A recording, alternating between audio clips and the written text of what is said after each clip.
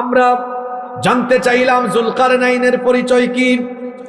দেখেন এখানে প্রায় 1.5 পৃষ্ঠা তার পরিচয় সূরা কাহাফের শেষের দিকে তুলে ধরা হলো। আল্লাহ এবার জুলকারনাইনের পরিচয় দিচ্ছেন। ইন্না মাক্কান্না লাহু ফিল আরদি ওয়া আতাইনাহু মিন কুল্লি শাইইন সাবাবা। আল্লাহ তাআলা বলছেন, নিশ্চয়ই আমি তাকে জমিনের কর্তৃত্ব দান করেছিলাম, নিশ্চয়ই আমি তাকে জমিনে অধিষ্ঠিত করেছিলাম। ওয়া আতাইনাহু মিন কুল্লি শাইইন সাবাবা, এবং জমিনের কর্তৃত্ব লাভের জন্য, গোটা দুনিয়াকে বিজয় করার জন্য যা যা সরঞ্জাম উপায় উপকরণের দরকার আমি আল্লাহ দয়া করে তাকে সব উপকরণ দান করে দিয়েছিলাম। এবার আল্লাহ তাআলা জুলকারনাইনের বিস্তারিত পরিচয় দিচ্ছেন, খেয়াল করে শুনেন।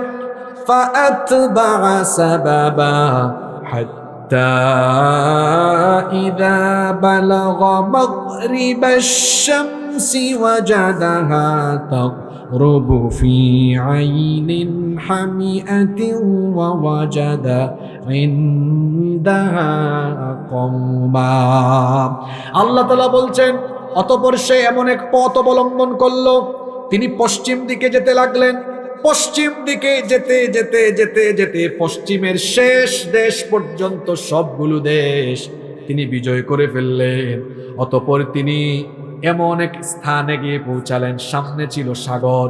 এমন এক জায়গায় পৌঁছালেন, সূর্যকে তিনি সেখানে একটি কর্দমাক্ত জলাশয়ের মধ্যে ডুবন্ত অবস্থায় দেখলেন। ওয়াজাদা ইনদাহা কওমা, আর তিনি সেখানে গিয়ে এমন এক জাতির সন্ধান পেলেন, এমন এক জাতি সেখানে বসবাস করছে, তাদেরকে দেখলেন।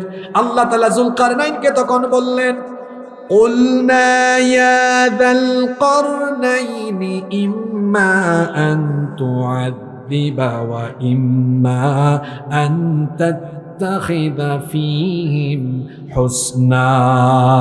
আল্লাহ বললেন, হে জুলকারনাইন, যে জাতিকে এখানে তুমি পেয়েছো, তুমি চাইলে এদেরকে শাস্তি দিতে পারবে, অথবা তুমি চাইলে তাদের সাথে সুন্দর আচরণ করতে পারবে, সৎ ব্যবহার করতে পারবে। জুলকারনাইন তখন বললেন, ক্বালা আম্মা মান যালামা ফাসাউফা নুআযিবুহু সুম্মা ইউরাদ্দু ইলা রাব্বিহি ফায়ুআযিবুহু আযাবান নুকরা। তিনি বললেন, যে ব্যক্তি জুলুম করবে, যে ব্যক্তি জুলুমের পথ বেছে নিবে, অবশ্যই আমি তাকে শাস্তি দিব, অতঃপর তাকে তার রবের কাছে ফিরিয়ে নেওয়া হবে, তখন তাকে আরো বেশি শাস্তি দেওয়া হবে। কিন্তু যারা জুলুমের পথ বেছে নিবে না, তিনি বললেন, ক্বালা, তিনি আরো বললেন, ওয়া আম্মা মান আমানা ওয়া আমিলা সালিহান ফালাহু জাযাআনিল হুসনা ওয়া সানাকুলু লাহু মিন আমরিনা ইউসরা। তিনি বললেন, যে ব্যক্তি ঈমান এনে সৎ কাজ করবে তার জন্য উত্তম পুরস্কার, উত্তম প্রতিদান রয়েছে, আর আমি ব্যবহারের ক্ষেত্রে তার সাথে সুন্দর এবং নরম কথা বলবো, সুন্দর আচরণ করব। এরপরে আল্লাহ বলছেন, জুলকারনাইন পশ্চিম দিক বিজয় করলেন, এবার তিনি পূর্ব দিকে ছুটে চললেন। আল্লাহ বললেন, সুম্মা আতবাআ সাবাবা,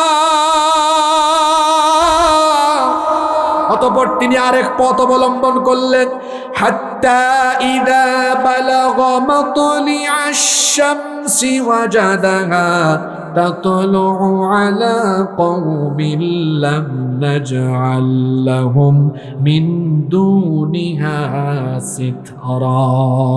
পূর্ব দিকে যেতে যেতে একেবারে সূর্যোদয়ের স্থান পর্যন্ত গিয়ে এমন এক কওম, এমন এক জাতিকে তিনি দেখলেন, সূর্য আর ওই জাতির মধ্যে কোনো ধরনের অন্তরাল ছিল না। আল্লাহ তাআলা এইভাবে করে জুলকারনাইনের পূর্ব পশ্চিম দিকের বিজয় গাথা বর্ণনা করার পরে বললেন, কাযালিকা ওয়া ক্বাদ আহাতনা বিমা লাদাইহি খবরা। এটাই হচ্ছে জুলকারনাইনের আসল ঘটনা, আর তার নিকট যা ছিল সে সম্পর্কে আমি পূর্ণাঙ্গ অবহিত। কষ্ট হচ্ছে আপনাদের? এবার শুনেন জুলকারনাইনের সবচাইতে আশ্চর্যজনক তথ্যটা এবার পরবর্তী আয়াত থেকে শুরু হয়ে যাচ্ছে, কান লাগান। আল্লাহ এবার বলছেন, হাত্তা ইযা বালাগা বাইনাস সাদদাইনি ওয়াজাদা মিন দুনিহিমা কওমান লা ইয়াকাদুনা ইয়াফকাহুনা কওলা। তিনি এবার যেতে যেতে দুই পাহাড়ের মধ্যবর্তী এক স্থানে পৌঁছালেন। দুই পাহাড়ের মধ্যবর্তী স্থানে পৌঁছানোর পরে ওয়াজাদা মিন দুনিহিমা কওমা, দুই পাহাড়ের মধ্যবর্তী জায়গায় এমন এক জাতির সন্ধান পেলেন, লা ইয়াকাদুনা ইয়াফকাহুনা কওলা, যারা তার কথাবার্তা বুঝতে পারছিল না, ভাষা বোঝা যাচ্ছিল না। তখন তারা যুলকারনাইনের কাছে অভিযোগ করেছিলেন, দুই পাহাড়ের মধ্যবর্তী এমন এক জাতি পেয়েছিলেন, যেই জাতি ছিল অত্যন্ত মজলুম জাতি, নিপীড়িত জাতি। এই নিপীড়িত জাতি এবার বাদশা যুলকারনাইনের কাছে একটা অভিযোগ এবং আবেদন করলো, অভিযোগও করলো, পাশাপাশি আবেদনও করলো। কি অভিযোগ এবং কি আবেদন আল্লাহ পরের আয়াতে এবার বলছেন। তারা বলেছিল, ক্বালু ইয়া যাল কারনাইনি ইন্না ইয়াজুজ ওয়া মাজুজ মুফসিদুনা ফিল আরদ। তারা বলেছিল, হে যুলকারনাইন বাদশা, ইন্না ইয়াজুজ ওয়া মাজুজ মুফসিদুনা ফিল আরদ, নিশ্চয়ই ইয়াজুজ আর মাজুজ এই দুই সম্প্রদায় ফাসাদ সৃষ্টি করছে, বিশৃঙ্খলা সৃষ্টি করছে। তারা তো আমাদের উপরে বহু অত্যাচার অনাচার চালায়, আমরা তাদের অত্যাচার অনাচারে বড় অতিষ্ঠ। তারা তখন আবেদন করলেন, ফাহাল নাজআলু লাকা খারজান আলা আন তাজআলা বাইনানা ওয়া বাইনাহুম সাদ্দা। তারা বলেছিলেন, বাদশা যুলকারনাইন, এই ইয়াজুজ আর মাজুজ দুই গোষ্ঠীর অত্যাচারে আমরা বড় অতিষ্ঠ, এরা বড় হিংস্র, এরা বড় সাংঘাতিক, আপনি এদের অত্যাচার থেকে আমাদেরকে মুক্তি দেন। তারা বললেন, আমরা আপনাকে কিছু খরচ দিব, আমরা আপনাকে কিছু খরচাপাতি দিব, আপনি এই ইয়াজুজ মাজুজ গোষ্ঠী আর আমাদের মধ্যে একটা শক্তিশালী প্রাচীর, একটা দেয়াল নির্মাণ করেন, যেন এরা আর আমাদের এলাকায় ঢুকে বা আমাদের মাঝে এসে এরা যেন অত্যাচার অনাচার চালাতে না পারে। এই জন্য আপনি একটা শক্তিশালী দেয়াল নির্মাণ করে দেন। কিরে যুবকেরা আছেন না ঘুমাই গেছেন? একটু পরে বুঝবেন কেন আজকে এই টপিকটা ধরেছি। যুবকদের জন্য আজকে এই ওয়াজ, বিশেষ করে যুবকদের বেশি কাজে লাগবে। মনোযোগ আছে তো? একটা মজলুম জাতি, এরা বাদশা যুলকারনাইনকে দুই পাহাড়ের মাঝখানে তিনি যখন গেলেন, ওই মজলুম জাতি বলল, আমাদেরকে একটু সাহায্য করেন। এখানে দুইটা গোষ্ঠীর অত্যাচারের কথা বলা হয়েছে। বলেন তো দেখি ওই দুই গোষ্ঠীর নাম কি? বলেন। ইয়াজুজ আর এই ইয়াজুজ মাজুজ কিন্তু কিয়ামতের বড় 10টা আলামতের একটা আলামত। এরা আবার কিয়ামতের আগে বের হবে। এরা এখন কোথায়? এরা কিন্তু এখনো আছে, এরা বন্দী। কোথায় বন্দী সেটাও বলবো। আগে আমাকে এটা বলেন, বাদশা যুলকারনাইনের কাছে এই মজলুম জাতি কয়টা সম্প্রদায়ের অত্যাচারের ব্যাপারে অভিযোগ করলো? দুইটা। এই দুই জাতির নাম হলো ইয়াজুজ আর মাজুজ। এই ইয়াজুজ মাজুজ এরা আবার কারা? এদের পরিচয় কি? এদের পরিচয় হাদিস শরীফে খুব সুন্দর করে এসেছে। এই ইয়াজুজ আর মাজুজ এরা হচ্ছে আদম আলাইহিস সালামের সন্তানদেরই দুইটা বিশাল খারাপ জাতি। সহিহ বুখারীর বিখ্যাত ব্যাখ্যাকার আল্লামা হাফেজ ইমাম ইবনে হাজার আসকালানি রাহিমাহুল্লাহ তিনি বলছেন, ইয়াজুজ আর মাজুজ হলো নূহ আলাইহিস সালামের ছেলে ইয়াফেস এর পরবর্তী বংশধরদের দুটা খারাপ গোত্র, এবং এদের চেহারা হলো বড় ভয়ঙ্কর, চক্ষু ছোট। হাদিসে এসেছে সিগারুল উয়ুন, চক্ষু খুব ছোট ছোট, এবং চুলগুলো একটু আউলা জাউলা, উস্কো খুস্কো। চেহারা হলো বড় ভয়ঙ্কর। সাধারণ মানুষদের চেহারা সুরতের মতো এদের চেহারা সুরত, নয়। হুযায়ফা রাদিয়াল্লাহু আনহু তিনি একবার নবীজির কাছে বললেন, ইয়া রাসূলুল্লাহ, সবাই মহব্বতে বলি সাল্লাল্লাহু আলাইহি ওয়াসাল্লাম, আপনি আমাদেরকে ইয়াজুজ আর মাজুজ সম্পর্কে কি অবহিত করেন। আল্লাহর নবী তখন বললেন, ইয়াজুজ হলো একটা জাতি, মাজুজ হলো আরেকটি জাতি। এদের প্রত্যেক জাতির অধীনে রয়েছে আরো 4000 জাতি। আর তাদের কোনো ব্যক্তি ততদিন পর্যন্ত ইন্তেকাল করে না, তাদের কোনো ব্যক্তি ততদিন পর্যন্ত মারা যায় না যতদিন না ওই ব্যক্তি তার চোখের সামনে তার ঔরসজাত কমপক্ষে 1000 সন্তানকে চোখের সামনে দেখতে পায়। আল্লাহু আকবার! কি ভয়ঙ্কর এই গোষ্ঠী ইয়াজুজ আর মাজুজ। আল্লাহর নবী আরো বলেছেন, এরা হলো বড় হিংস্র, বড় বর্বর। এদের একদল হবে আরুজের মতো। আরুজ হলো সিরিয়ার একটি বৃক্ষ, যেটা হলো 120 হাত লম্বা। এবং আল্লাহর নবী এদের কথা আরো বলেছেন, এরা এমন এক জাতি, কোন ঘোড়া ও লোহা এদের মোকাবেলায় দাঁড়াতে পারে না। এদের একদল এক কানের উপরে ঘুমায়, অন্য কান মুড়ি দিয়ে থাকে। বন্য প্রাণী, হাতি, উট, শূকর তাদের সামনে দিয়ে অতিক্রম করলে এরা এমন হিংস্র জাতি, বন্য প্রাণী, উট, হাতি, শূকর এগুলোকে তারা ধরে ধরে খেয়ে ফেলে। আল্লাহু আকবার! এমন এক হিংস্র জাতি। এদের নাম হলো ইয়াজুজ আর মাজুজ। দুই পাহাড়ের মধ্যবর্তী জায়গায় যখন জুলকারনাইন বাদশা পৌঁছালেন, তখন এই মজলুম জাতি জুলকারনাইন বাদশার কাছে বললেন, আপনি এই ইয়াজুজ আর মাজুজের অত্যাচার থেকে আমাদেরকে সাহায্য করেন, এদের অত্যাচার থেকে পরিত্রাণের জন্য আমাদেরকে আপনি সাহায্য করেন। প্রয়োজনে আমরা আপনাকে কিছু খরচাপাতি দিব। এদের আর আমাদের মাঝখানে একটা প্রাচীর আপনি নির্মাণ করে দেন, যাতে করে এরা আর আমাদের কাছে পৌঁছাতে না পেরে। যখন বাদশা জুলকারনাইনের কাছে এরাই আবেদন করলো, বাদশা জুলকারনাইন তখন কি জবাব দিয়েছিলেন শুনেন। তিনি বললেন, ক্বালা মা মাক্কান্নী ফীহি রাব্বী খায়রুন ফাআঈনুনি বিকুওয়াতিন আজআল বাইনাকুম ওয়া বাইনাহুম রাদমা। তিনি বললেন, আমাকে খরচাপাতি দেওয়া লাগবে না, বরং আমার রব আমাকে যে সামর্থ্য দিয়েছেন সেই সামর্থ্যই আমার জন্য উত্তম। আল্লাহু আকবার বলেন। তোমরা একটা জিনিস দিয়ে আমাকে সহযোগিতা করো, সেটা কি? ফাআঈনুনি বিকুওয়া। এখানে একটা শিক্ষা আছে, শিক্ষার কথা বলবো। যুবকরা আছে না ঘুমায় গেছে? এই ন্যায়পরায়ণ বাদশা বললেন, তোমরা শুধু আমার পেছনে শক্তি দাও, শক্তি খরচ করো। শোনেন, যখন ভালো নেতৃত্ব পাওয়া যায়, সেই নেতৃত্বের পেছনে যদি মানুষ ঐক্যবদ্ধ হয়ে শক্তি খরচ করতে পারে, তাহলে কিন্তু বিরাট কঠিন কাজও তখন অনেক সহজ হয়ে যায়। এদেশে যত যুবকেরা আছে, যুবকদেরকে আমি বলবো, বাংলাদেশে এখন একটি সুসময় চলে এসেছে। আপনারা এতকাল বলতেন আলেম উলামা ঐক্যবদ্ধ হয় না কেন? এখন প্রায় সব আলেমরাই এক হয়ে গেছেন নাকি যান নাই? জোরে বলেন, এক হয়েছেন কি হয় নাই? আলেমদের এই ঐক্য দেখে পার্শ্ববর্তী দেশের দাদা বাবুদের ঘুম হারাম হয়ে গিয়েছে।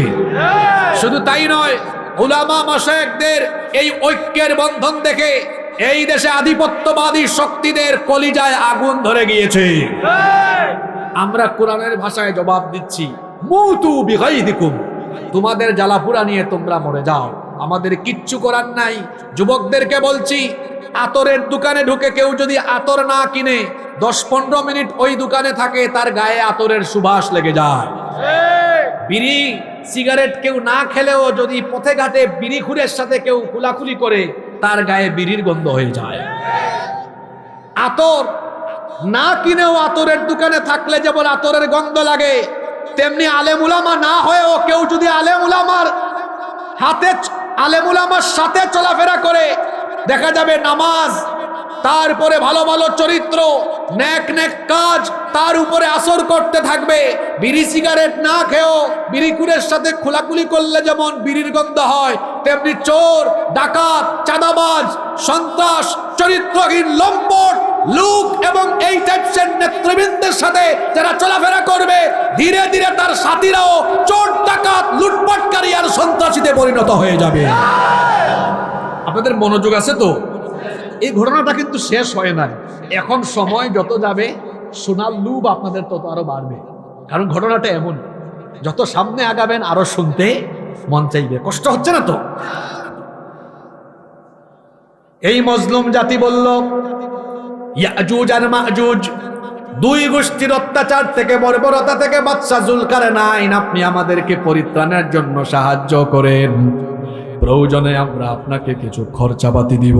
তিনি বললেন, খরচাপাতি লাগবে না, আমার রব আমাকে এত এত নিয়ামত দিয়েছেন, এগুলোই আমার জন্য উত্তম। সুবহানাল্লাহ। তিনি একটা সুন্দর পরিকল্পনা করলেন। একজন ভালো শাসকের বৈশিষ্ট্য হলো তিনি পরিকল্পনা খুব নিখুঁতভাবে নিবেন, কারণ ইংরেজিতেও একটা কথা আছে, the plan is half of the work. পরিকল্পনা হলো কাজের অর্ধেক।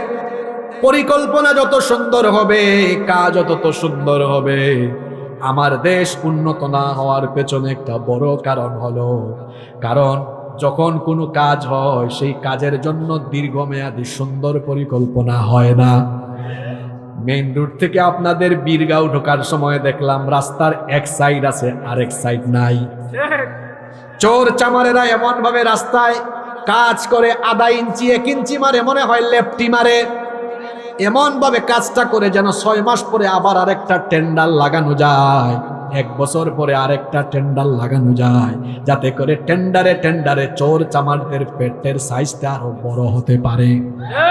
কেন ভাই একটা পরিকল্পনা করে এই কাজের জন্য একটা প্ল্যান করেন না কেন, যে 10 বছর এই রুটের কিছুই হবে না, ওই রকম করে কাজটা করব। এইরকম সুন্দর পরিকল্পনা নেওয়া গেলে আমরা এগিয়ে যেতে পারতাম। দেশের বাইরে গেলে দেখবেন রাস্তাঘাটের কার্পেটিং কত সুন্দর। আমার দেশে গাড়িতে উঠলে মনে হয় গাড়িতে না আমরা ঘোড়ায় আসি। ঘোড়া চড়ছেন নাকি কখনো? দেখবেন ঘোড়ায় উঠলে ঘোড়া খালি এমন এমন করে। আমার দেশের রাস্তার কার্পেটিং হলো এমন, কোনো রাস্তায় গেলে খালি এমনে এমনে করে, গাড়ি মনে হয় না, মনে হয় ঘোড়ায় আছি, ঘোড়া ঘোড়া। ঠিক না বে ঠিক? জুলকারনাইন বললেন, খরচাপাতি দেওয়া লাগবে না, শুধু শক্তি খরচ করো। যদি তোমরা আমাকে শক্তি সামর্থ্য দিয়ে সাহায্য করো, আজআল বাইনাকুম ওয়া বাইনাহুম মুরাদামা, তাহলে আমি এমন এক প্রাচীর নির্মাণ করব তোমাদের আর তাদের মাঝখানে, এমন একটা শক্তিশালী দেয়াল বানাবো, এই দেয়াল টপকায়া ইয়াজুজ আর মাজুজের গোষ্ঠী কোনোদিনও আসতে পারবে। এবার কাজ আরম্ভ হয়ে গেল। শুনেন এবার তিনি কি করলেন, মনোযোগ আছে আপনাদের? বাদশা জুলকারনাইন এবার এই জাতির লোকদেরকে বললেন, আতুনি জুবারাল হাদিদ, তোমরা আমাকে লোহার পাত এনে দাও। ওই জাতির লোকদের একটা ভালো বৈশিষ্ট্য ছিল, তারা তামা এবং লোহার ধাতুর ব্যবহার জানতো। তামাকে গলিয়ে তারা লোহা, শক্তিশালী লোহা তৈরি করতে পারত, এটা তাদের বৈশিষ্ট্য ছিল। তিনি বললেন, তোমরা আমাকে লোহার পাত এনে দাও। এবার লোহার পাত আনা হলো। লোহার পাত দিয়ে 2 পাহাড়ের মাঝখানটা ভরপুর করে দেওয়া হলো। পরের অংশে আল্লাহ বলছেন, হাত্তা ইদা সাওয়া বাইনাস সাদাফাইনি ক্বালা আনফুখু হাত্তা ইদা জাআলাহু নারা। এবার লোহার পাত দিয়ে 2 পাহাড়ের মাঝখানের অংশ, গ্যাপগুলো পূরণ করে দেওয়া হলো। বিরাট একটা জায়গা জুড়ে লোহার পাত দিয়ে পরিপূর্ণ করে দেওয়া হলো। তিনি এবার বললেন, শোনো, নলে ফু দাও। ক্বালা আনফুখু, নলের মধ্যে ফু দাও। নলের মধ্যে ফু দিয়ে লোহার তামাকে গলিয়ে সবগুলোকে একটা শক্তিশালী, একটা বিরাট লোহার দেয়ালে পরিণত করা হলো। সুবহানাল্লাহ পড়বেন না? যখন ফু দেওয়া হলো, লোহার তামায় আগুন ধরে গেছে। আগুন ধরার পরে এটা গলে গেল। এরকম ছিল, তাকান, এই পাত বিক্ষিপ্ত ভাবে দেওয়া, কিন্তু বিক্ষিপ্ত ভাবে পাত থাকলে তো এটা শক্তিশালী দেয়াল হবে না, এগুলো জোড়া লাগাই দিতে হবে না। এই জন্য বললেন ফু দাও। ফু দেওয়ার পরে এটা গরম হয়ে আগুন ধরলো, তখন লোহার পাত গলে একটা লোহার শক্তিশালী দেয়াল হয়ে গেল। যখন লোহার শক্তিশালী দেয়াল হয়ে গেল তখন তিনি কি করলেন দেখেন, আরে কত হাজার বছর আগের ঘটনা, বিজ্ঞানের জন্ম হয় নাই, কিন্তু বাদশাহ জুলকারনাইনের মাথায় এই বৈজ্ঞানিক বুদ্ধিটা যে কেমনে আসছে, আমি এই সূরাটা পড়ি আর ভাবি। দেখেন তিনি তখন বললেন, শোনো এবার কি করো, যখন লোহার পাতকে ফু দিয়ে গরম করে আগুন ধরিয়ে একটা শক্তিশালী লোহার দেয়াল প্রাচীর দিয়ে দেওয়া হলো, তিনি এবার বললেন কাজ কিন্তু শেষ হয় নাই। তিনি এবার তাদেরকে বললেন, ক্বালা আতুনি উফরিগ আলাইহি কিতরা। তিনি বললেন এবার তামা নিয়ে আসো, তামা, কপার, কপার, তামা চিনেন না আপনারা? বললেন কপার নিয়ে আসো, তামা। এবার তিনি লোহার পাতকে গলিয়ে যে দেওয়াল করা হয়েছিল তার উপরে তিনি এবার কপার ঢেলে দিলেন, তামা ঢেলে দিলেন। তামা ঢেলে দেওয়ার পরে তিনি এবার ওই জাতির লোকদেরকে বললেন, ফামাস্তাউ আন ইয়াযহারুহু ওয়া মাস্তাতাউ লাহু নাকাবা। তিনি বললেন, শোনো, ইয়াজুজ মাজুজ এবার এই দেয়াল টপকাইতেও পারবে না, নিচে দিয়েও আসতে পারবে না। এই যে শক্তিশালী দেয়াল আমি নির্মাণ করলাম, এখানে আমার কোনো ক্রেডিট নাই। দেখেন ন্যায়পরায়ণ শাসকদের বৈশিষ্ট্য কেমন হয়। আমাদের মধ্যে অনেক নেতা আছে, মনে করেন আপনার এলাকারই কেউ একটা রাস্তা বানাইলে আমি করেছি, আমরা করেছি, এটা করেছি, সেটা করেছি, আছে না নাই? আর বাদশাহ জুলকারনাইন বিরাট একটা প্রাচীর বানায় বললেন, হে জাতি শোনো, এখানে আমার কোনো ক্রেডিট নাই। তিনি বললেন, ক্বালা হাদা রাহমাতুম মির রাব্বি, এটা সম্পূর্ণ আমার রবের দয়া। সুবহানাল্লাহ কি বাড়ি গিয়ে বলবেন নাকি? একটা কাজ শেষ করে বললেন এটা কার দয়া? জোরে বলেন কার দয়া? নিজে ক্রেডিট নিয়েছেন না আল্লাহকে দিয়েছেন? তিনি একটা দেয়াল বানালেন দুই পাহাড়ের মাঝখানে। জোরে বলেন তো, দেয়ালটা বানালেন কয় পাহাড়ের মাঝখানে? শেষ ইয়াজুজ মাজুজ বন্দী হয়ে গেল, ওখানেই তারা আটকে আছে। আপনাদের প্রশ্ন হতে পারে, হুজুর যে দেয়ালের কথা বলতেছেন ওই দেয়ালটা কোথায় আছে? শুনতেছেন আপনারা? এই বিষয়ে ইতিহাসবেত্তা এবং যারা প্রকৃতি নিয়ে গবেষণা করেন তারা বিভিন্ন জন বিভিন্ন কথা বলেছেন। কেউ কেউ বলেছেন কোরআনে কারীমে সূরা কাহাফে বাদশাহ জুলকারনাইনের যে প্রাচীরের কথা বলা হয়েছে এটা অরুণাচলে অবস্থিত, অরুণাচল। আবার কেউ কেউ বলতেছেন এটা হচ্ছে চীনের মহাপ্রাচীর। কিন্তু ভাই, চীনের মহাপ্রাচীর তো ইট দিয়ে তৈরি, সীসা দিয়ে নয়, সুতরাং এই দাবিও ভিত্তিহীন। আবার কেউ কেউ বলেছেন এটা কাস্পিয়ান সাগরের উপকূলে অবস্থিত এবং এটা বানিয়েছেন আলেকজান্ডার দ্য গ্রেট। এই দেয়াল তৈরিতে আবার লোহা এবং তামা ব্যবহার হয়েছে। সেখানে একটা তুরনও আছে যা কাস্পিয়ান গেট বা আলেকজান্ডার গেট নামে পরিচিত এবং এর ব্যাপ্তি এত বেশি, দারিয়াল এবং দারবেন্ট নামে দুটি শহরে এর ব্যাপ্তি। দারিয়াল রাশিয়া এবং জর্জিয়ার সীমান্তে অবস্থিত, এটিকে বলা হয় কাজবেক পাহাড়ের পূর্ব প্রান্ত। আর দারবেন্ট রাশিয়ার দক্ষিণে অবস্থিত একটি শহর, এটিকে বলা হয় পৃথিবীর উঠান। আলেকজান্ডার নির্মিত এ দেয়ালের উচ্চতা হলো 20 মিটার আর পুরুত্ব হলো 3 মিটার। এই যে জুলকারনাইনের নির্মিত প্রাচীরটা কোন জায়গায়, এক একজন এক এক কথা বললেও আমি বলছি পৃথিবীর কোনো বিজ্ঞান বা কোনো মানুষ এখনো ওই প্রাচীরের অস্তিত্ব খুঁজে পায়নি। যদিও রাশিয়ান একদল মুসলিম গবেষক তারা দাবি করছেন তারা কাস্পিয়ান সাগরের উপকূলে বরফে ঢাকা বিশাল মাইলের এলাকা জুড়ে তারা মেটালিক যন্ত্রপাতি দিয়ে তারা এর কিছুটা ইঙ্গিত পেয়েছেন, কিন্তু আমি এটা ব্যক্তিগতভাবে বিশ্বাস করি না। বিশ্বাস না করার পেছনে একটা বৈজ্ঞানিক কারণ আছে। এবার সেই বৈজ্ঞানিক কারণটা আপনাদের সামনে তুলে ধরছি। মনোযোগ আছে আপনাদের? দেখেন আল্লাহর কালাম কত চমৎকার বর্ণনা দিয়েছে। আল্লাহ তো চাইলে এখানে বলতে পারতেন যে জুলকারনাইন একটা দেয়াল বানিয়েছেন, এতটুকু বললে হয়তো।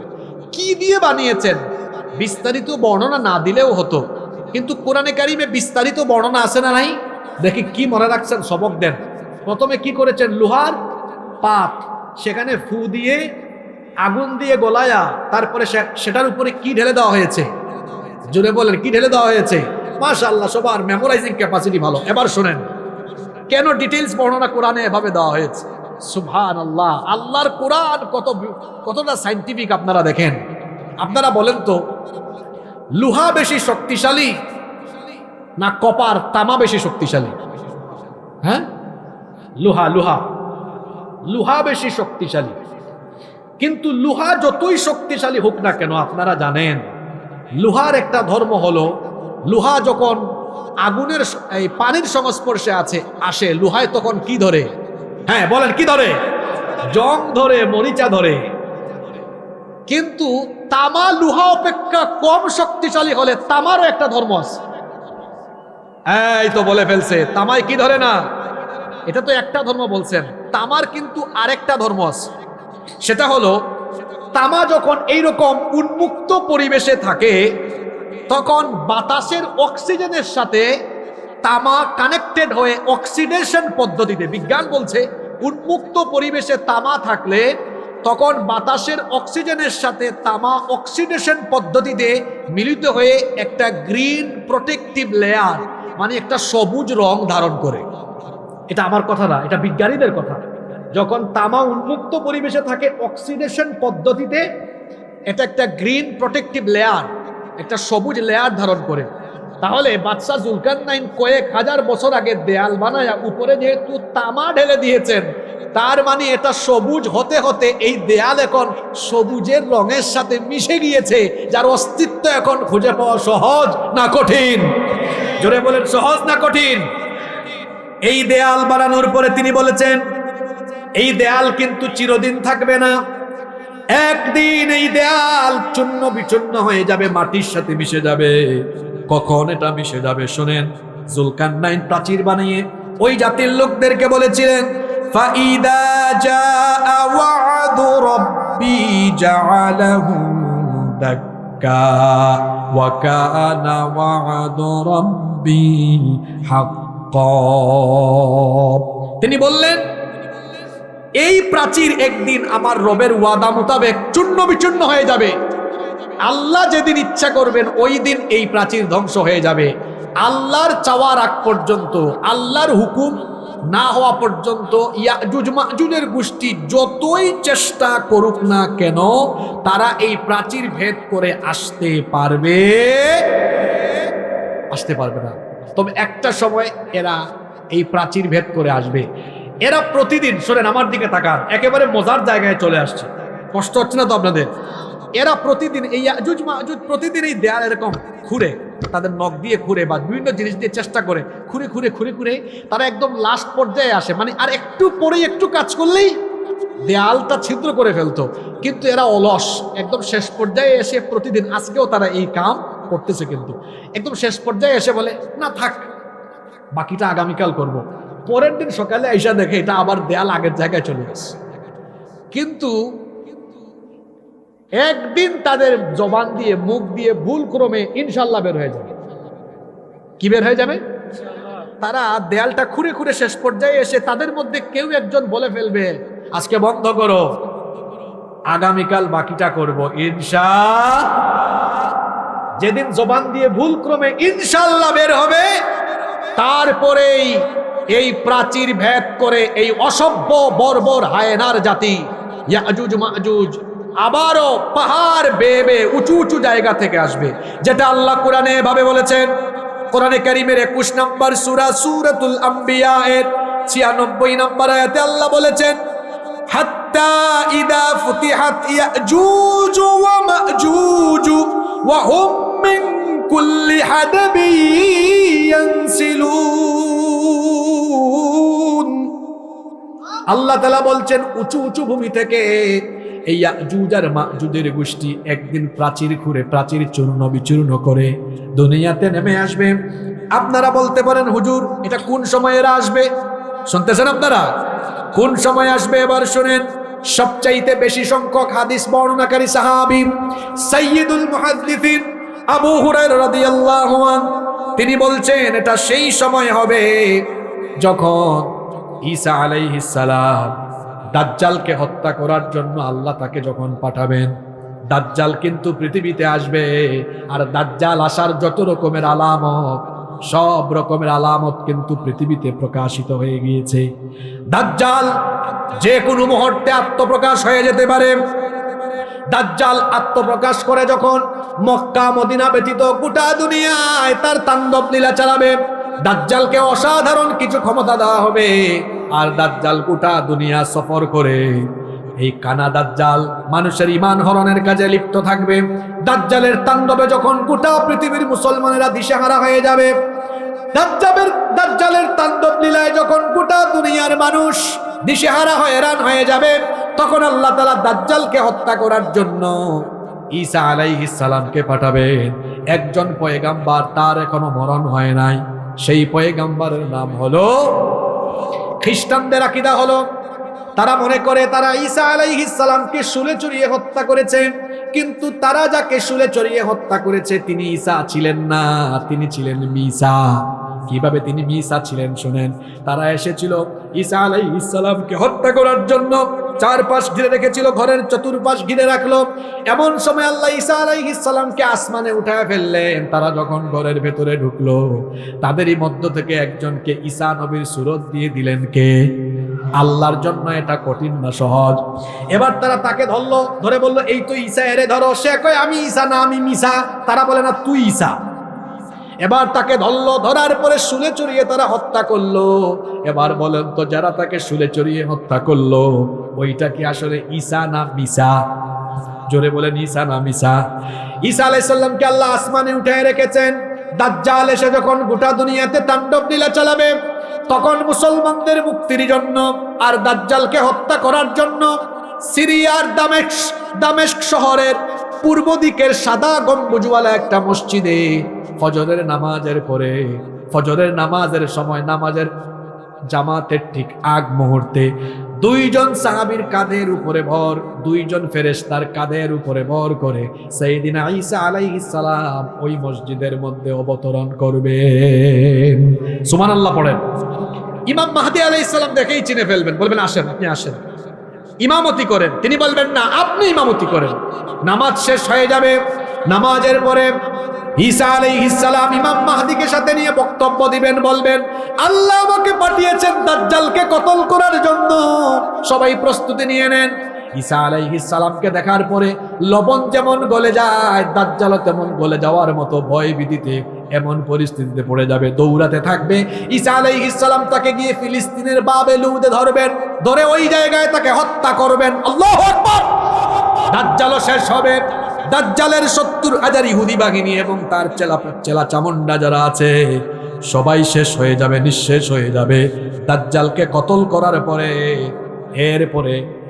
এরপরে কিছুদিন পরে আরেকটা জাতি পৃথিবীতে এসে তাণ্ডব চালাবে। শুনেন এবার মুসলিম শরীফের হাদিস। যখন দাজ্জালকে কতল করে ফেলা হবে, আল্লাহ তাআলা তখন একদিন ঈসা আলাইহিস সালামকে বলবেন, হে ঈসা, ইন্নী ক্বাদ আখরাজতু ইবাদাল্লি লা ইয়াদানি লিআহাদিন বিকিতালিহিম ফাহাররিজ ইবাদি ইলা তুর। তিনি বলবেন, হে ঈসা, এখন এমন একটি জাতি বের হবে যাদেরকে মোকাবেলার শক্তি সামর্থ্য তোমার নাই, এমনকি দুনিয়ার কেউ তাদের মোকাবেলা করতে পারবে? চিন্তা করেন, ঈসা আলাইহিস সালাম দাজ্জালকে কতল করবেন, কিন্তু তিনিও ইয়াজুজ মাজুজের মোকাবেলা করতে পারবেন না।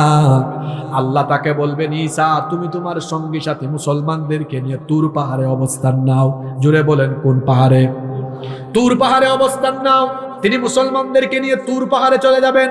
অন্যান্য জায়গার বাদবাকি মুসলমানেরা তারা এবার বিভিন্ন সুরক্ষিত জায়গা, বিভিন্ন সুরক্ষিত দুর্গ এবং নিরাপদ স্থানে তারা এবার চলে যাবে।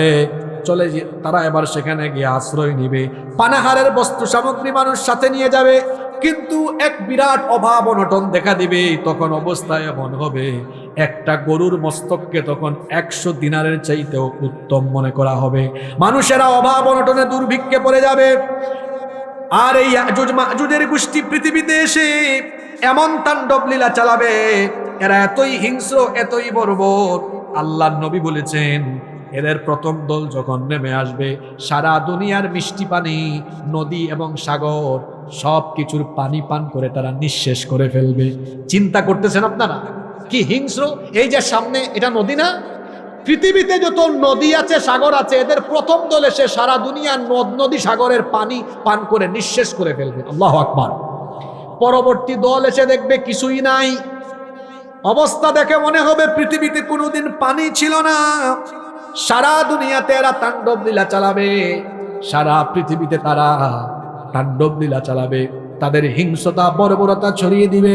এই অবস্থা দেখে ঈসা আলাইহিস সালাম তিনি আল্লাহর দরবারে আবেদন করবেন, হে আল্লাহ, এই ইয়াজুজ আর মাজুজ দুই অসভ্য বর্বর গোষ্ঠী থেকে তুমি আমাদেরকে বাঁচাও। আল্লাহ ঈসা আলাইহিস সালামের দোয়া তখন কবুল করবেন। ঈসা আলাইহিস সালামের দোয়া কবুল করে আল্লাহ তাআলা তখন ইয়াজুজ আর মাজুজের ঠিক এই জায়গায়, এই যে এখানে ঘাড়ের মধ্যে একটা ভাইরাস রোগের জন্ম দিবেন, একটা ছোঁয়াচে রোগ মহামারী আকার ধারণ করবে, একজন থেকে আরেকজনের মধ্যে ছড়িয়ে যাবে দ্রুত গতিতে। গোটা ইয়াজুজ আর মাজুজের অসভ্য বর্বর গোষ্ঠীর প্রত্যেকটা সদস্যদের মধ্যে এই মহামারী ছোঁয়াচে রোগটা ছড়িয়ে যাবে এবং এই মহামারীতে আক্রান্ত হয়ে ইয়াজুজ মাজুজের গোষ্ঠী মারা যাবে। যার হুকুমে, জুড়ে বলেন তিনি কে? পৃথিবীতে এমন এক ভয়াবহ পরিস্থিতি হবে, সারা দুনিয়ার অর্ধ হাত পরিমাণ জায়গাও ফাঁকা থাকবে না। সারা দুনিয়ার সকল জমিন তাদের লাশে পরিপূর্ণ হয়ে যাবে, তাদের লাশ পচে গলে দুর্গন্ধ হয়ে যাবে।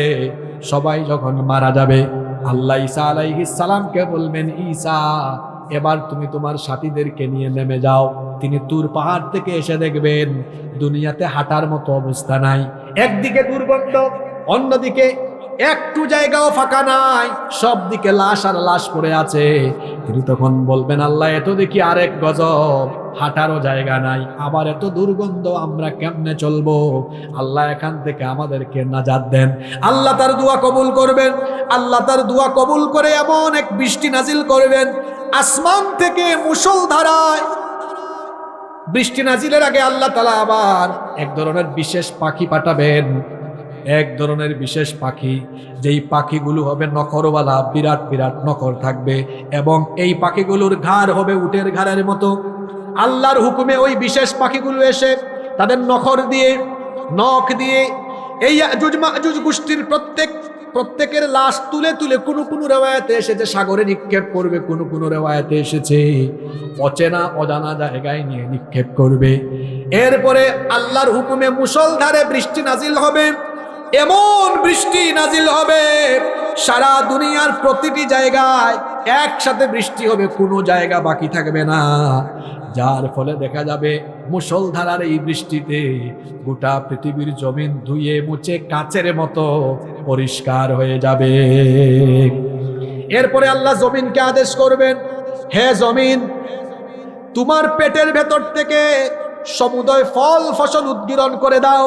আল্লাহর হুকুমে এমন নেয়ামত, এমন বরকত তখন প্রকাশ হবে।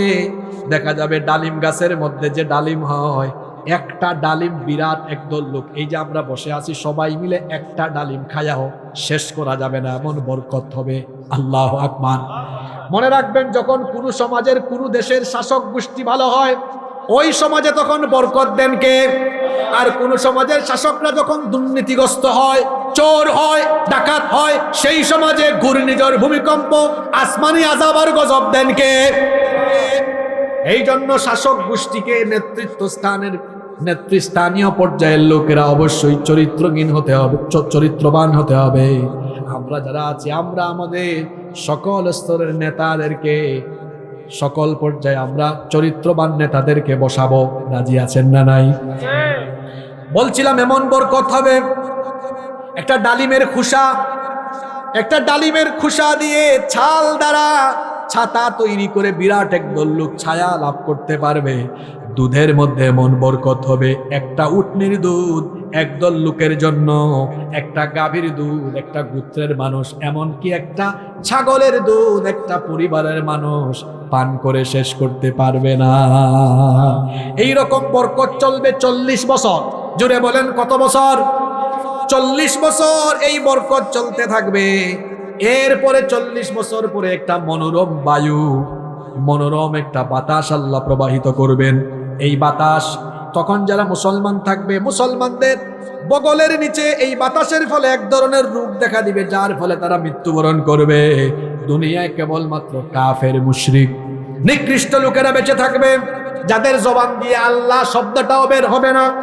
এই ধরনের নিকৃষ্ট লোকদের উপরেই কিয়ামত হবে। তখন জিনা, বেবিচার, অশ্লীলতা এগুলো এমন ভাবে বেড়ে যাবে, কুকুরের মতো মানুষ রাস্তাঘাটে জিনা বেবিচার করবে। আল্লাহ আল্লাহ বলার মতো একটা লোকও যখন থাকবে না, তখন আল্লাহ সূর্যকে হুকুম করবেন, এবার পশ্চিম দিক থেকে উঠো। ইসরাফিলকে বলবেন তোমার কাজ আরম্ভ করো। ইসরাফিল সিংহা বাজাবেন, তখন একটা বিকট আওয়াজ হবে। একটা বিকট আওয়াজে আসমান জমিন উলট পালট হয়ে যাবে। পাহাড় পর্বত সবকিছুকে উপরে উঠায়া জমিনকে একটা আছাড় দিয়ে সবকিছু লন্ডভন্ড করে কিয়ামতের বিভীষিকাময় ঘটনা ঘটে যাবে। সারা দুনিয়ার সবকিছু তছনছ হয়ে যাবে, মহাবিশ্ব ধ্বংস হয়ে যাবে, কিচ্ছু থাকবে না, কেবলমাত্র একজন থাকবেন, তিনি কে? এজন্য আল্লাহ তাআলা বলেছেন কুল্লু মান আলাইহা ফান, সবকিছু ফান হয়ে যাবে, ধ্বংস হয়ে যাবে। ওয়া ইয়াবকা ওয়াজহু রাব্বিকা যুল জালালি ওয়াল ইকরাম, কেবলমাত্র একজন মহামহিয়ান সত্তা অবশিষ্ট থাকবেন। আর যিনি অবশিষ্ট থাকবেন, গলার আওয়াজ বড় করে বলেন তিনি কে? নবী করিম সাল্লাল্লাহু আলাইহি ওয়াসাল্লাম তিনি যখন মক্কায় দাওয়াতি কাজ আরম্ভ করলেন, কাফির মুশরিকরা তখন আল্লাহর নবীর বিরোধিতা আরম্ভ করলো। তার কারণ হলো তারা নবীজিকে শৈশবকাল থেকে দেখেছে। তাদের চোখের সামনে নবীজির শৈশবকাল, কৈশোরকাল, যৌবনকাল পেরিয়ে নবীজি 40 বছরে উপনীত হয়েছেন। তারা নবীজিকে একরকম দেখেছে। এখন নবীজির কাছে কোরআন আসার পরে তিনি যখন কোরআনের প্রচার আরম্ভ করেছেন, তিনি যখন নবুয়তের রিসালাতের কথা বলছেন, আর তার কাছে নাজিল হওয়া আসমানি কিতাবে কোরআন যখন তিনি প্রচার করছেন, তখন কাফের মুশরিকরা আল্লাহর নবীর বিরোধিতায় মত্ত হয়ে গেল। আল্লাহর নবীকে তারা বিভিন্ন রকম গালিগালাজ করলো, আল্লাহর নবীকে বিভিন্ন রকম অপবাদ দিল। কিন্তু বিভিন্ন রকমের গালিগালাজ আর অপবাদের পরেও যখন আল্লাহর নবীর দাওয়াতকে থামানো যায় না, তখন তারা কি করবে ভেবে পাচ্ছিল না। তখন তাদের একটা প্রতিনিধি দল গিয়ে ইহুদি পণ্ডিতদের সাথে দেখা করেছিল। ইহুদিদের কাছে গিয়ে তারা বলল, আমরা এসেছি তোমাদের কাছ থেকে একটা বিষয়ে পরামর্শ নেওয়ার জন্য, বুদ্ধি ধার করতে এসেছিল। ইহুদি আলেমরা, ইহুদি পণ্ডিতরা বলল, কি বিষয়ে জানতে এসেছো? তখন তারা বলল, আমরা এমন এক এলাকা থেকে এসেছি, আমাদের এলাকায় আমাদেরই বংশের এক লোক, আব্দুল্লাহর ছেলে মুহাম্মদ, আমরা বলি সাল্লাল্লাহু আলাইহি ওয়াসাল্লাম, সে হঠাৎ করে দাবি করছে সে নাকি নবী, তাকে নাকি নবুয়ত দেওয়া হয়েছে, তাকে নাকি আসমানি কিতাবও দেওয়া হয়েছে। নবুয়ত কি এটাও আমরা বুঝি না, আসমানি কিতাবও আমরা বুঝি না। আপনারা ইহুদি জাতি, আপনাদের বংশে অনেক নবী রাসূল এসেছেন আমরা শুনেছি, সুতরাং নবুয়ত এবং আসমানি কিতাবের ব্যাপারে আপনাদের ধারণা থাকতে পারে।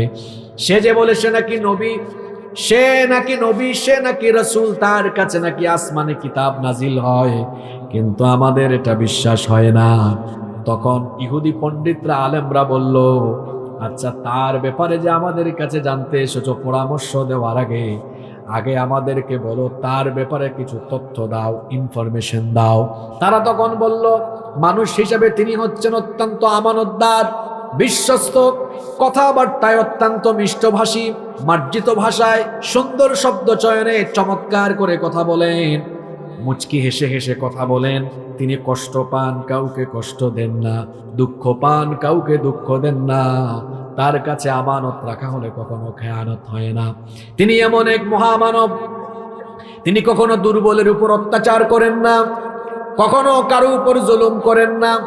ব্যক্তি হিসেবে তিনি অসাধারণ, সততা, স্বচ্ছতা, জবাবদিহিতা, আমানতদারিতা, এক কথায় মানবীয় যত উত্তম গুণাবলী আছে একটা গুণাবলীও তার মধ্যে অনুপস্থিত নাই, অর্থাৎ মানবীয় চরিত্রের সকল ভালো ভালো দিকগুলো তার চরিত্রের মধ্যে বিদ্যমান। আল্লাহু আকবার।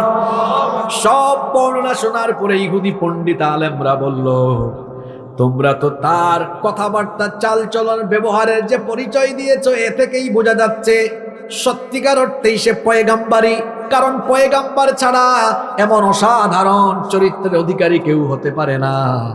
কিন্তু সে সত্যিকারের নবী কিনা এটা তোমরা বুঝে ফেলবা। আমরা তোমাদেরকে 3টা প্রশ্ন শিখিয়ে দেই, এই 3টা প্রশ্ন গিয়ে তাকে করো, কারণ এই 3টা প্রশ্নের উত্তর নবী রাসূল ছাড়া অন্য কেউ দিতে পারবে না। এবার তারা খুশি হয়ে গেল, বলল ঠিক আছে, আপনারা আমাদেরকে সেই 3টা প্রশ্ন শিখিয়ে দেন। তারা প্রথম প্রশ্নটা শিখিয়ে দিল, যাও তাকে গিয়ে জিজ্ঞেস করো, তাকে গিয়ে আসহাবে কাহাফ সম্পর্কে জিজ্ঞেস করো, গুহাবাসী 7 জন যুবক সম্পর্কে জিজ্ঞেস করো, কেন তারা তাদের এলাকা ছেড়ে গিয়েছিল আর গুহার ভেতরে কতদিন তারা ঘুমিয়েছিল। গুহাবাসী 7 জন যুবক সম্পর্কে তাকে প্রশ্ন করো। 2 নাম্বার প্রশ্ন তারা শিখিয়ে দিয়েছে, কোন কোন রিওয়ায়াতে এসেছে রূহ সম্পর্কে গিয়ে প্রশ্ন করো, কোন কোন রিওয়ায়াতে এসেছে তারা বলেছিল যাও গিয়ে মূসা এবং খাদির আলাইহিমুস সালাম সম্পর্কে জিজ্ঞেস করো, তাদের ঘটনাটা বলতে বলো। আর 3 নাম্বার প্রশ্ন তারা বলেছিল জুলকারনাইন বাদশার ঘটনাটা তোমাদেরকে শোনাতে বলো। যে 3টা প্রশ্ন তারা শিখিয়ে দিয়েছে, 3টা প্রশ্নই 3টা ঘটনাই আল্লাহর নবী দুনিয়াতে আসার আগের না পরের ঘটনা? আগের ঘটনা। তো এই ঘটনাগুলো আল্লাহর নবীকে যদি আল্লাহ না জানান তাহলে তার তো জানার কথা না। এই জন্য ইহুদি পণ্ডিতরা 3টা প্রশ্ন শিখিয়ে দিল। এই কাফেরেরা এবার, মক্কার কাফেররা যে প্রতিনিধি দল পাঠিয়েছিল, এই প্রতিনিধি দল এসে এবার মক্কার কাফের নেতৃবৃন্দকে এটা জানালো। তারা এবার বলল, এতদিনে তারা বলল মুহাম্মদ, আমরা বলি সাল্লাল্লাহু আলাইহি ওয়াসাল্লামকে আটকানোর একটা তরিকা পেলাম। তারা গিয়ে এবার জিজ্ঞেস করলো, তারা বলল মুহাম্মদ, সবাই বলেন সাল্লাল্লাহু আলাইহি ওয়াসাল্লাম, আমরা তোমার কাছে 3টা প্রশ্ন করব, যদি তুমি এই 3টা প্রশ্নের উত্তর দিতে পারো তাহলে আমরা তোমার নবুয়তের উপরে বিশ্বাস স্থাপন করব। নবীজি বললেন ঠিক আছে, প্রশ্ন করো। তারা এবার এই 3টা প্রশ্নই করলো। আল্লাহর নবী এবার তাদেরকে উত্তর দিলেন, ঠিক আছে, আগামীকাল আমি তোমাদের প্রশ্নের উত্তর দিব। শুনতেছেন আপনারা? আগামীকাল উত্তর দিব। আল্লাহর নবী ভেবেছিলেন এরা চলে যাওয়ার পরে হয়তো আল্লাহ তাআলা জিবরিল পাঠাবেন, ওহী নাজিল হবে, আর ওহী নাজিল হয়ে গেলে আল্লাহর নবী কাফিরদেরকে সেটা জানিয়ে দিবেন। কাফিররা এবার পরবর্তী দিন, 2য় দিন এসেছে।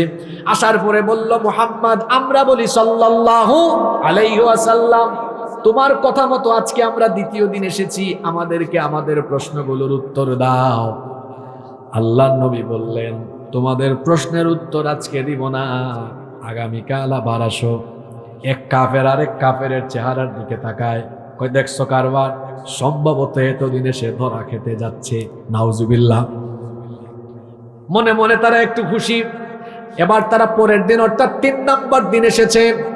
তারা এসে বলল মুহাম্মদ, সবাই বলি সাল্লাল্লাহু আলাইহি ওয়াসাল্লাম, আজকেও আসলাম, এবার 3টা প্রশ্নের জবাব দাও। আল্লাহর নবী বললেন, আজকেও আমি উত্তর দিব না, আগামীকাল আসো। আল্লাহর নবী অপেক্ষায় আছেন, কিন্তু জিবরিল আল্লাহর নবীর কাছে আসেন না, ওহী নাজিল হয় না।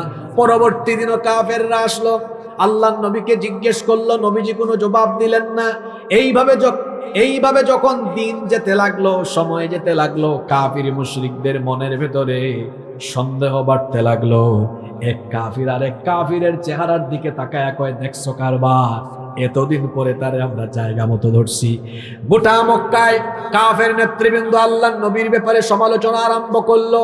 আর এই দিকে আমার নবীর টেনশন বেড়ে গেল, পেরেশানি বেড়ে গেল। এইভাবে করে যেতে যেতে টোটাল 15 দিন সময় চলে গেল। জুড়ে বলেন কতদিন? 15 দিন পর্যন্ত নবীর কাছে জিবরিল আসলেন না, ওহীও নাজিল হলো না। গোটা মক্কায় এই বিষয়টি নিয়ে যখন কাফের মুশরিকরা তীব্র সমালোচনা আরম্ভ করলো, আল্লাহর নবীর নবুয়ত আর রিসালাতের ব্যাপারে তারা সন্দেহজনক কথাবার্তা বলা আরম্ভ করলো। আর আমার নবীর পেরেশানির মাত্রা যখন তীব্র থেকে তীব্রতর হয়ে গেল, অবশেষে আল্লাহ তাআলা এই তিনটা প্রশ্নের জবাব দিয়ে পূর্ণাঙ্গ একটি সূরা, সূরাতুল কাহফ নামে সূরাটা নাজিল করে পুরাপুরি সব প্রশ্নের উত্তর ডিটেইলস বলে দিয়ে আল্লাহ সূরাটা নাজিল করলেন। আর কি কারণে তিনটা প্রশ্নের জবাব দিয়ে ওহি নাজিল করতে 15 দিন দেরি হলো সেটাও আল্লাহ তাআলা জানিয়ে দিলেন। আল্লাহ তাআলা বললেন, ওয়ালা তাকুলান্না লিশাইইন ইন্নী ফাইলুন যালিকা গাদান ইল্লা আইয়াশা আল্লাহ। ও নবী, ইনশাআল্লাহ বলা ছাড়া আগামীকাল কিছু বলবেন বা করবেন এটা তো আপনি বলতে পারেন না, কারণ আল্লাহর ইচ্ছা ছাড়া কোনো কিছু হওয়া সম্ভব। তাহলে এই তিনটা প্রশ্নের জবাব দিয়ে একটা পূর্ণাঙ্গ সূরা নাজিল হতে 15 দিন দেরি হলো কেন? কি না বলার কারণে? জোরে বলেন, কি না বলার কারণে? আজকে আমি যে আয়াতটা তেলাওয়াত করেছি ওই আয়াতেও ইনশাআল্লাহর কাহিনী আছে। এখানে তিনটা ঘটনা আছে সূরা কাহফে। তিনটা ঘটনার হক আদায় যদি আমি করতে চাই তাহলে একটানা 3 দিন তাফসীর মাহফিল করলে মোটামুটি হয়তো হক আদায় করা যাবে। কিন্তু আমি আজকে এই সূরার শেষ দিক থেকে ধরেছি, কারণ হলো দেশের এবং গোটা পৃথিবীর চলমান পরিস্থিতিকে সামনে রেখে আমি সূরা কাহফের শেষের ঘটনাটি যুলকারনাইন বাদশার ঘটনাটি আমরা ধরেছি। এখানে বাদশা যুলকারনাইন সম্পর্কে বিশদ বর্ণনা দেওয়া হয়েছে। আমি যার নাম বললাম, জুড়ে বলেন তো তার নামটা কি? রব্বুল আলামিন বলছেন, ওয়ায়াসআলুনাকা আন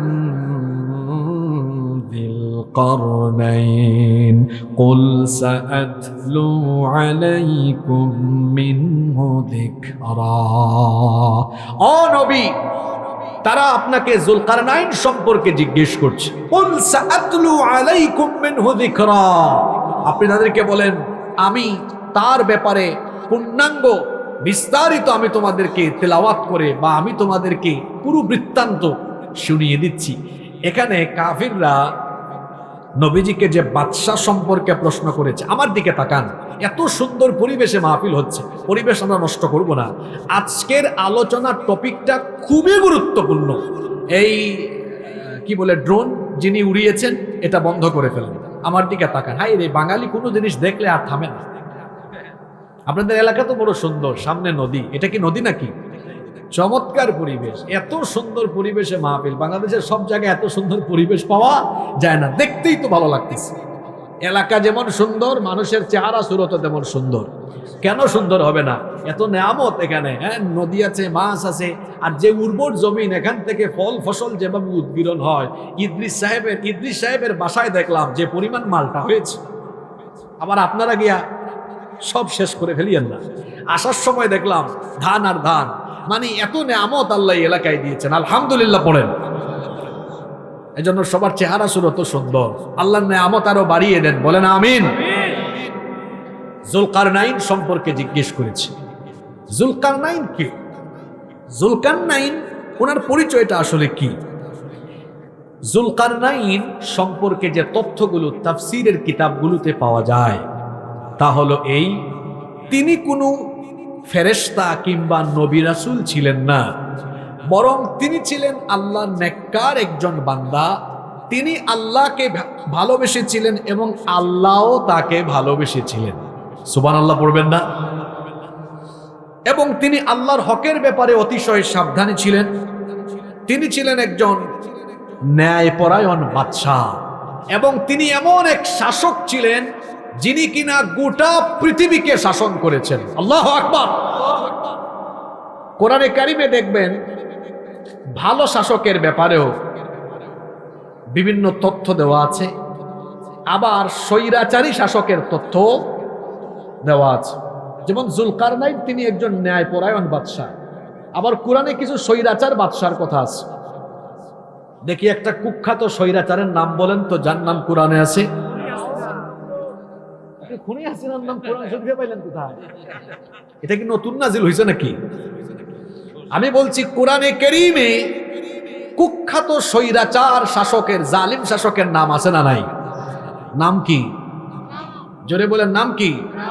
ফেরাউন। তার আরো মন্ত্রী টন্ত্রীদের নামও আছে। হামানের নাম আছে না? হামানের নাম আছে, আবার কারুনের নামও আছে, আছে না? যে কিনা সম্পদ পাওয়ার পরেও আল্লাহর রাস্তায় দান করে নাই, তার সম্পদ সহ জমিনের তলায় ধসিয়ে দিয়ে তাকে ধ্বংস করে দিয়েছেন কে? আবার দেখেন ন্যায়পরায়ণ বাদশাদের ব্যাপারেও কোরআনের তথ্য আছে। দেখি কয়েকজনের নাম বলেন তো। যেমন আজকে আলোচনা করছি জুলকারনাইন, আর নাই ইউসুফ আলাইহিস সালাম। অনেকে বলে ইসলামে রাজনীতি নাই, মানে দেশ কেমনে চালাইতে হবে। ইসলামে সব আছে, নামাজের কথা আছে, রোজার কথা আছে, জাকাতের কথা আছে, কিন্তু আদালত কেমনে চালাতে হবে, দেশ চালাতে হবে কেমনে, এই জায়গায় ইসলাম গরিব হয়ে গেছে। নাউজুবিল্লাহ পড়তে মন চায় না? এরকম আছে না নাই? আমার দেশে মুসলমান নামধারী এমন কিছু লোক আছে যারা বলে শরিয়া আইনে বিশ্বাস করে না, তারা ইসলামী রাজনীতি অর্থনীতিতে বিশ্বাস করে না। যারা ইসলামী রাজনীতি অর্থনীতি রাষ্ট্রনীতিতে বিশ্বাস করে না, এরা মুসলমান হতে পারে না। এই কোরআনের ভেতরে নেককার ন্যায়পরায়ণ শাসকদের নাম আছে, অনেক শাসকদের নাম আছে। নবী, আবার নবী রাসূল ছাড়াও একজন আছে, নাম কি? জুলকারনাইন। নবী রাসূলদের কথা আছে না? আছে তো। যেমন দাউদ আলাইহিস সালাম, সুলাইমান আলাইহিস সালাম, যিনি কিনা জিন জাতিকে পর্যন্ত শাসন করেছেন, জিনদেরকে দিয়ে বাইতুল মুকাদ্দাস তিনি নির্মাণ করিয়েছেন। আল্লাহু আকবার! কি প্রতাপশালী শাসক! পিপিলিকার ভাষা বুঝতেন, পাখির ভাষা বুঝতেন। আমরা তো এক এলাকা থেকে আরেক এলাকায় বিমানে সফর করি অথবা ইঞ্জিন চালিত বাহনে সফর করি, আর তিনি এমন এক শাসক ছিলেন যিনি কিনা ইঞ্জিন ছাড়া এমন এক বাহন ছিল, বিনা ইঞ্জিনে বাতাসের মাধ্যমে তিনি তার এমন এক সিংহাসনে বসতেন। আল্লাহ এমন এক সিংহাসন দিয়েছিলেন, সকালবেলা সেটাতে বসলে বিনা ইঞ্জিনে বাতাসের মাধ্যমে 1 মাসের পথ চলে যেতেন। এই ক্ষমতা তাকে দিয়েছেন কে? যারা ক্ষমতা পেয়ে ন্যায় ইনসাফ কায়েম করেছে, কোরআনে আল্লাহ তাদের গুণগান বর্ণনা করেছেন। আবার ক্ষমতা পেয়ে যারা স্বৈরাচার হয়েছে, জালেম হয়েছে, তাদের ধ্বংসের কাহিনীও কোরআনে আছে। কোরআনে আল্লাহ বর্ণনা করেছেন যাতে করে কিয়ামত পর্যন্ত মানুষেরা ক্ষমতা পেয়ে স্বৈরাচারী জালেম হয়ে গেলে কি পরিণতি হয়, অতীতের যুগের স্বৈরাচারদের থেকে শিক্ষা নিতে পারে। কিন্তু আমাদের পরিস্থিতি হলো এমন, আমরা একটু জুলুম থেকে মুক্ত হলেই, মজলুম অবস্থা থেকে উত্তরণ হলেই আমরাও জালিম হওয়ার চেষ্টা করি। আকারে ইঙ্গিতে বলে গেলাম, যারা মজলুম ছিলেন জালেমের ভূমিকায় অবতীর্ণ হওয়ার কোনো অপচেষ্টা কেউ করবেন না। যদি অপচেষ্টা করেন তাহলে আল্লাহ তাআলার যে সুন্নাত, তিনি কোনো জালেমকে ছাড় দেন না, সময় সুযোগ দেন, তারপরে যখন ধরেন সমূলে ধ্বংস করেন। দেখেন নাই আমার দেশে এক দাম্ভিক দাজ্জাল প্রকৃতির নারী ছিল যে কথায় কথায় দাম্ভিকতা প্রদর্শন করত, কিন্তু আল্লাহ তাকে এমন শাস্তি দিয়েছেন, সে এবং তার দলবল সহ সবার নাম নিশানা আল্লাহ নিশ্চিহ্ন করে দিয়েছে। আল কুরআনের শত্রুরা, ইসলামের শত্রুরা, দাম্ভিকতার পরিণতি এমনই হয়। আমরা আজকে জুলকারনাইন সম্পর্কে আলোচনা করছি। উনার নাম জুলকারনাইন কেন? তাফসীর ইবনে কাসির এবং ফাতহুল কাদিরের ভেতরে এসেছে। কোন মুফাসসির বলেছেন উনার মাথার মধ্যে 2টা গুচ্ছ ছিল, মাথার চুলের মধ্যে 2টা গুচ্ছ ছিল, এই জন্য তাকে বলা হয় জুলকারনাইন, মানে 2 গুচ্ছওয়ালা। কেউ কেউ বলেছেন তিনি পূর্ব আর পশ্চিম অর্থাৎ পাশ্চাত্য আর প্রাচ্যের সব দেশ বিজয় করেছেন বলে তাকে বলা হয় জুলকারনাইন। কোন মুফাসসির বলেছেন তার মাথার 2 দিকে শিংয়ের অনুরূপ 2টা চিহ্ন ছিল, এজন্য তাকে বলা হয় জুলকারনাইন। আর কেউ কেউ বলেছেন তার মাথার 2 দিকে 2টা ক্ষত চিহ্ন ছিল, এই জন্য তাকে বলা হয় জুলকারনাইন। তবে তিনি ছিলেন একজন ন্যায়পরায়ণ বাদশাহ, যিনি সারা পৃথিবীতে ন্যায়, ইনসাফ, সুবিচার, ইনসাফের রাজত্ব প্রতিষ্ঠা করেছিলেন এবং আল্লাহ তাআলা তার উপর এমন দয়া করেছেন, তিনি এমন এক শাসক ছিলেন, পূর্ব পশ্চিমের সব দেশ বিজয় করার জন্য সবগুলো জায়গা দখল করে বিজয়ী হওয়ার জন্য যত রকমের উপায়, উপকরণ, সাজ সরঞ্জামের দরকার, আল্লাহ সব সাজ সরঞ্জাম উপকরণ তাকে দয়া করে দান করেছিলেন। সুবহানাল্লাহ। জুলকারনাইনের ঘটনা থেকে আমরা প্রথম শিক্ষা পেলাম, এই বাদশাহ আল্লাহর নেয়ামতের সঠিক ব্যবহার করেছে। দুই, তিনি ছিলেন ন্যায়ের পথে অবিচল একজন বাদশাহ, যিনি বিনয়ী ছিলেন, অহংকারী ছিলেন না। গোটা পৃথিবীতে তিনি সুবিচার কায়েম করেছেন, অবিচার করেননি, জুলুম করেননি। সুতরাং ভালো শাসকের বৈশিষ্ট্য হলো তারা ন্যায় ইনসাফ কায়েম করবে, তারা কখনো অবিচার করবে না, জুলুম করবে না। যারা অবিচার করে, জুলুম করে, এরা ভালো শাসক নয়, এরা হলো স্বৈরাচার, এরা হলো জালেম। তিন নাম্বার শিক্ষা হলো, তিনি এমন এক বাদশা ছিলেন যিনি দুর্বলকে প্রোটেকশন দিয়েছেন, নিরাপত্তা দিয়েছেন। ওই যে দুই পাহাড়ের মাঝখানে এক মজলুম জাতি, এদেরকে তিনি নিরাপত্তা দেন নাই। বলছিলাম তিনি দুর্বলকে সুরক্ষা দিয়েছেন। আমাদের দেশে, আমাদের সমাজে দেখবেন যারা ক্ষমতা পায় এরা দুর্বলদেরকে আরো দুর্বল করে রাখতে চায়। আমার দেশে সবচেয়ে বেশি অত্যাচার দুর্বলদের উপরে, সবচেয়ে বেশি অত্যাচার দুর্বলদের উপরে। কিন্তু বাদশাহ জুলকারনাইন এমন ছিলেন, তিনি দুর্বলদের সহযোগী ছিলেন, কখনো তিনি দুর্বলদেরকে অত্যাচার করেননি। নাম্বার 4, 4 নাম্বার, তিনি ছিলেন একজন প্রজ্ঞাবান বিচক্ষণ শাসক, যিনি পরিকল্পনা ভিত্তিক কাজ করতেন। মনে আছে প্রাচীরের নির্মাণ করার আগে কিভাবে পরিকল্পনা করে কাজ করলেন? সুতরাং একজন ভালো শাসকের বৈশিষ্ট্য হলো তিনি যখন তার অধস্তনদেরকে নেতৃত্ব দিবেন, তখন তিনি পরিকল্পনা ভিত্তিক কাজ করবেন, পরিকল্পনা করে করে আগাবেন। পরিকল্পনা করে করে আগালে সেই কাজে বরকত যিনি বাড়িয়ে দেন তিনি কে? 5 নাম্বার, তিনি এমন এক শাসক ছিলেন, তিনি নিজে কাজ করেছেন আর তাওয়াক্কুল করেছেন কার উপরে? জোরে বলেন, কার উপরে? আপনারা জানেন প্রাচীর বানানোর উপরে তিনি বলেছেন এটা কার দয়া? আল্লাহর দয়া। আল্লাহর উপর তার আস্থা, বিশ্বাস, অবিচলতা ছিল। তারপরে নাম্বার 6 নম্বর, তিনি ছিলেন একজন জ্ঞান অন্বেষণকারী, বিনয়ী, সত্যের একজন প্রতিষ্ঠাকারী, যিনি কিনা ঘুরে ঘুরে সারা দুনিয়া সফর করেছেন, জ্ঞান অর্জন করেছেন, আর জায়গায় জায়গায় ন্যায় বিচার কায়েম করেছেন, যিনি কখনো অহংকার বা দাম্ভিকতা দেখাননি। তিনি ছিলেন একজন বিনয়ী শাসক। নাম্বার 7 নাম্বার হচ্ছে, এই ঘটনা থেকে আমরা আরেকটা জিনিস শিক্ষা পাই। এই সূরা নাজিলের প্রেক্ষাপটেও ইনশাআল্লাহর একটা ঘটনা আছে, আবার ইয়াজুজ মাজুজের প্রাচীর টপকানোতেও ইনশাআল্লাহর একটা হিকমত আছে। তার মানে ভবিষ্যতের কোনো কাজ, ভবিষ্যতের কোনো কথাবার্তা আমরা যখন বলবো তখন অবশ্যই বলবো ইনশাআল্লাহ, কারণ আল্লাহর ইচ্ছা ছাড়া কোনো কিছু হয় না। আমি দেখেছি এখনো আল্লাহর ইচ্ছা ছাড়া কোনো কিছু হয় না। তবে ইনশাআল্লাহ আমাদের দেশে অপব্যবহারও আছে। অনেকে কয় আগামীকাল আমার একটা সিনেমা মুক্তি পাবে, ইনশাআল্লাহ আগামীকাল আমার একটা গান রিলিজ হবে। অনেক জায়গায় যুবকরা যাত্রাপালার বা নাটকের আয়োজন করে, আগামীকাল আমাদের এলাকায় কনসার্ট হবে ইনশাআল্লাহ। এটা কি ইনশাআল্লাহ না নাউজুবিল্লাহ? এটা কি ইনশাআল্লাহর সঠিক ব্যবহার না অপব্যবহার? জুলকারনাইনের এবং ইয়াজুজ মাজুজের এই ঘটনা থেকে যে শিক্ষাগুলো বললাম, এই শিক্ষাগুলো বাস্তবায়ন করে যদি আমরা আমাদের সমাজের প্রতিটি স্তরে এইভাবে করে ন্যায়পরায়ণ, নীতিবান শাসক আমরা সেট করতে পারি, আমাদের দেশ বদলে যাবে ইনশাআল্লাহ। কেন আজকে আমি নেতৃত্বের ব্যাপারে কথা বললাম? একটা উদাহরণ বুঝতেই হয়ে যাবে। আচ্ছা বলেন তো, একটা গাড়িতে 40 জন প্যাসেঞ্জার, সবাই গাঁজা খাইছে, কিন্তু ড্রাইভার গাঁজা খায় নাই। গাড়িটা রাস্তায় থাকার সম্ভাবনা আছে না নাই? এক গাড়িতে আবার 40 জন প্যাসেঞ্জার, কেউ গাঁজা খায় নাই, গাঁজা খাইছে ড্রাইভার। একটা গাড়িকে সঠিকভাবে পরিচালনা করার জন্য প্যাসেঞ্জার গুরুত্বপূর্ণ না ড্রাইভার গুরুত্বপূর্ণ? একটা গাড়ি চালানোর জন্য যেমন যোগ্য ড্রাইভার দরকার, তেমনি একটা সমাজ আর রাষ্ট্রকে উন্নতির শিখরে নিয়ে যাওয়ার জন্য চরিত্রবান, যোগ্য, ন্যায়পরায়ণ, আমানতদার শাসকদের দরকার। এটি আমরা পাইনি বলে আগাতে পারিনি। এজন্য আসুন আমরা সমাজের প্রতিটি স্তরে স্তরে, জায়গায় জায়গায় নীতিবান, প্রজ্ঞাবান, চরিত্রবান, আমানতদার শাসকদেরকে সেট করি।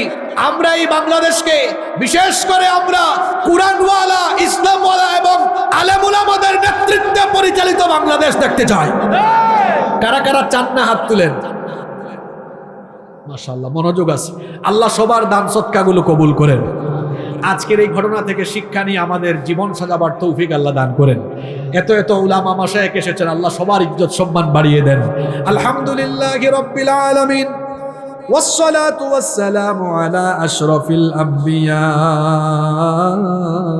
والمرسلين ربنا ظلمنا أنفسنا وإن لم تغفر لنا وترحمنا لنكونن من الخاسرين رب العالمين মাগরিবের ঠিক আগ মুহূর্তে আমরা তোমার গুনাহগার বান্দারা জীবনের সব গুনাহগুলোকে সামনে নিয়ে লজ্জিত হয়ে তোমার দরবারে ভিখারির মতো দোকানে হাত পেতেছি। মাবুদ গো, আমরা যারা হাত তুললাম আমাদের জীবনের ছোট বড় জানা অজানা যত গুনাহ আছে সব গুনাহ তুমি মাফ করে দাও রব্বুল আলামিন। আমাদের স্ত্রী সন্তান পরিবার পরিজন সবাইকে মাফ করে দাও। আমাদের স্ত্রী সন্তানদেরকে আমাদের জন্য চক্ষু শীতলকারী বানিয়ে দাও রব্বুল আলামিন। আমাদের কলিজার টুকরা আব্বা আম্মাকে মাফ করে দাও। আমাদের যাদের বাবা মা আমাদেরকে এতিম বানিয়ে কবরের বাসিন্দা হয়েছেন, দয়া করে আমাদের কবরবাসী আব্বা আম্মার কবরগুলোকে তুমি জান্নাতুল ফেরদাউস বানিয়ে দাও। আমাদের যাদের বাবা মা বেঁচে আছেন নেক হায়াত বাড়িয়ে দাও। যতদিন তারা বেঁচে থাকবেন আমাদেরকে আমাদের বাবা মায়ের খেদমতের তৌফিক দিয়ে দাও। আল্লাহুম্মা গফিরলি ওয়া লিওয়ালিদাইয়া ওয়া কুর রাব্বিরহামহুমা কামা রাব্বায়ানি সগীরা রাব্বিরহামহুমা কামা রাব্বায়ানি সগীরা। রব্বুল আলামিন, আমাদের আত্মীয় স্বজন যারা কবরে চলে গিয়েছেন তাদেরকে মাফ করে দাও। এই বীরগাঁও এলাকায় কবরস্থানে যত মুর্দেগান শায়িত আল্লাহ সবার কবরকে জান্নাতের বাগান বানিয়ে দাও। আজকের মাহফিলে যত উলামা মাশায়েখ এসেছেন আল্লাহ সবার ইজ্জত সম্মান বাড়িয়ে দাও। যত মানুষেরা এখানে এসেছেন আল্লাহ সকলের হৃদয়ের নেক বাসনা তুমি পূরণ করে দাও। অনেক মা বোনেরা এসেছেন আল্লাহ আমার মা বোনদেরকে মাফ করে দাও, তাদেরকে আবেদা সালেহা কানেতা বানিয়ে দাও। আল্লাহ যারা দান সদকা করেছেন সবার দান সদকা কবুল করে নাও। মাবুদ গো, আমার দেশের উপরে রহমত বরকত নাজিল করো। আমাদের দেশকে তুমি কোরআনের জন্য কবুল করে নাও। আল্লাহ রাস্তাঘাটে পথ চলাচলে তুমি আমাদের হেফাজতকারী আর নিরাপত্তা দানকারী হয়ে যাও। আল্লাহ আমরা যারা হাত তুলেছি আমাদের সবাইকে তুমি দ্বীনের জন্য কবুল করে নাও। সাল্লাল্লাহু তাআলা আলা খায়রি খালকিহি মুহাম্মাদিন ওয়া আলিহি ওয়া আসহাবিহি আজমাইন বিরহমাতিকা ইয়া আরহামার রাহিমিন।